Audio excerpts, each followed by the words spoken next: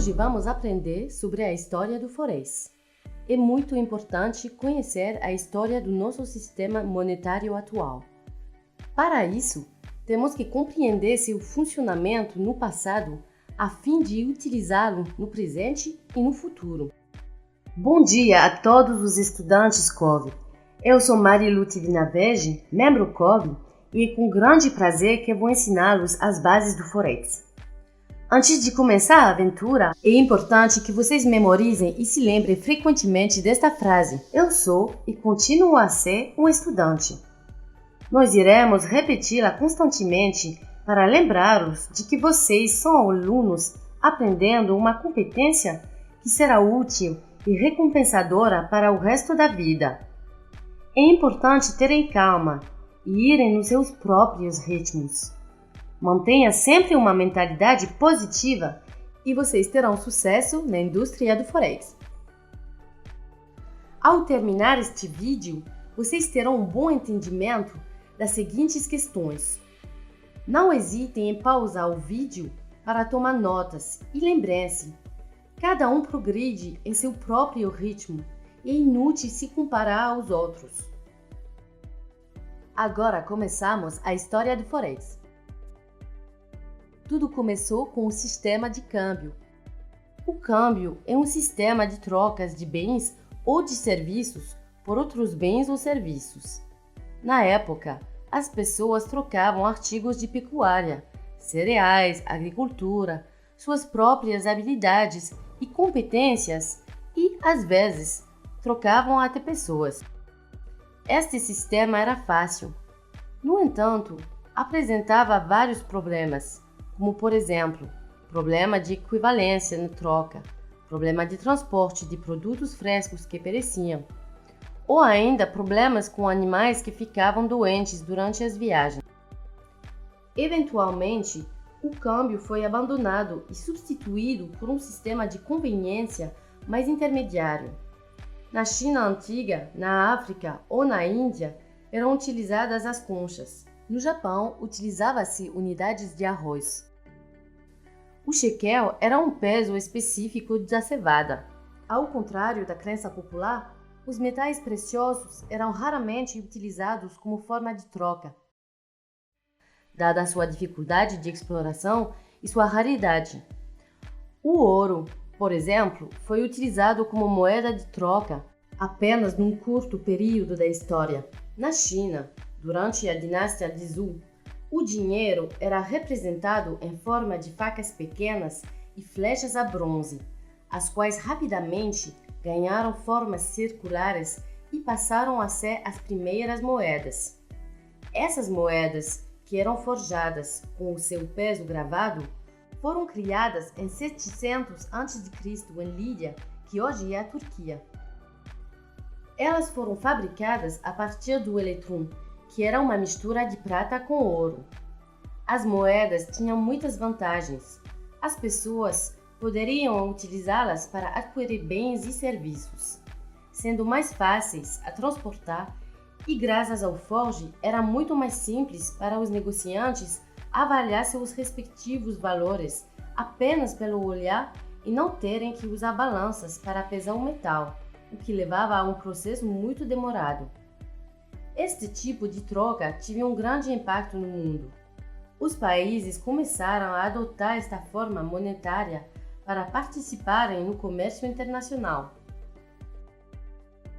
Este sistema de moedas tinha algumas desvantagens também, como, por exemplo, seu peso podia mudar por conta do desgaste de uso, o que impactava seus valores reais. Elas podiam ser falsificadas, o que não ocorria no sistema de câmbio. As pessoas limavam intencionalmente as moedas para trocar seus valores iniciais, o que passou a ser um crime de pena de morte na época. Elas eram pesadas e perigosas de serem transportadas em grandes quantidades.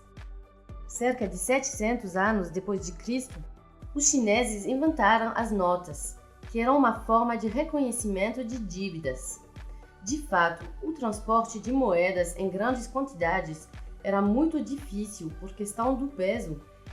Então, os chineses autorizaram as instituições privadas a armazenarem suas moedas em troca de certificados em formato de papel. Estes certificados ou notas representavam a soma das moedas que os próprios chineses teriam armazenado. As notas podiam, em seguida, ser facilmente trocadas por moedas de eletrum. Por serem leves, era muito simples de serem transportadas em grandes quantidades. Assim que Marco Polo visitou a China, ele trouxe consigo para a Europa este conceito de notas. Na época, o florim italiano era muito utilizado e universalmente aceito como moeda. Infelizmente, estas notas podiam também ser facilmente falsificadas. E, mesmo que elas devessem representar o valor exato depositado, as instituições emitiam com frequência mais notas do que eles tinham em ouro ou prata, o que provocou, por fim, a diminuição da confiança do povo nestas instituições. As instituições privadas deram origem à utilização de bancos controlados pelos governos, como a Reserva Federal, que agia da mesma maneira durante o sistema do padrão ouro. O dinheiro em papel não era muito popular até os anos de 1600, quando as instituições bancárias foram criadas para armazenar ouro.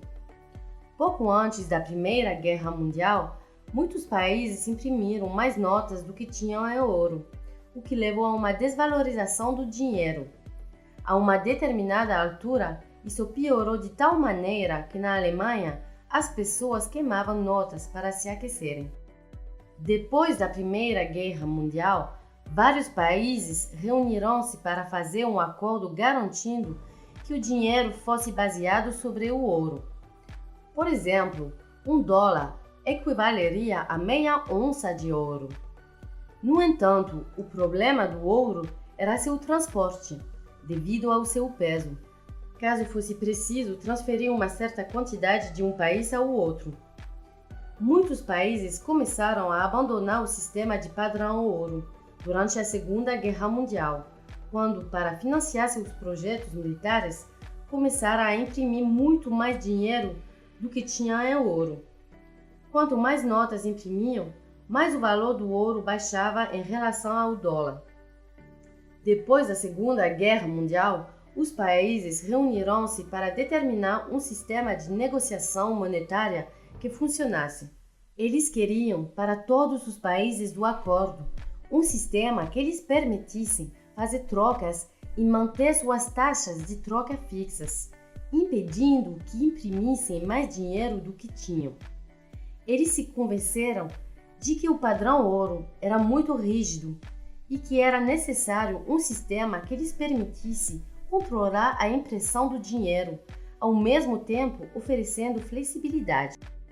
Em 1944, 44 países reuniram-se em Bretton Woods, em New Hampshire, para estabelecer um sistema monetário que seria vantajoso para todos os países que decidissem participar no comércio internacional. Como os Estados Unidos detinham 2/3 do ouro mundial, o dólar foi escolhido para ser a moeda da reserva mundial, o que significa que cada país emparelharia a sua moeda ao dólar americano e o dólar americano ao ouro. Atualmente, não utilizamos mais este sistema. No entanto, o dólar americano é ainda usado como moeda de reserva mundial. Por consequência, no atual mercado do forex, notamos que o dólar americano possui um volume mais elevado em matéria de trocas, pois todos os países o utilizam nas negociações. Agora vocês sabem qual é a razão. Ao final desta reunião, 2 tipos de instituições foram criadas, o FMI e o Banco Mundial. A função do FMI é de emprestar dinheiro aos países que necessitam, para os impedirem de imprimir mais dinheiro.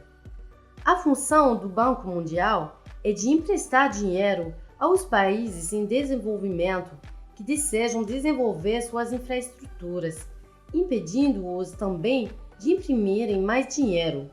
O sistema de Bretton Woods restringiu seriamente a economia dos Estados Unidos, pois eles emprestavam cada vez mais dólares americanos, enquanto suas reservas de ouro continuavam a diminuir, já que a maioria dos países pediam ouro em troca da sua moeda. Em 1971, Richard Nixon anunciou que os Estados Unidos não trocariam mais ouro e que retiraria o dólar americano do sistema padrão ouro. Que grande choque para o mundo! Hoje em dia, muitas moedas não são mais sustentadas por uma moeda valiosa.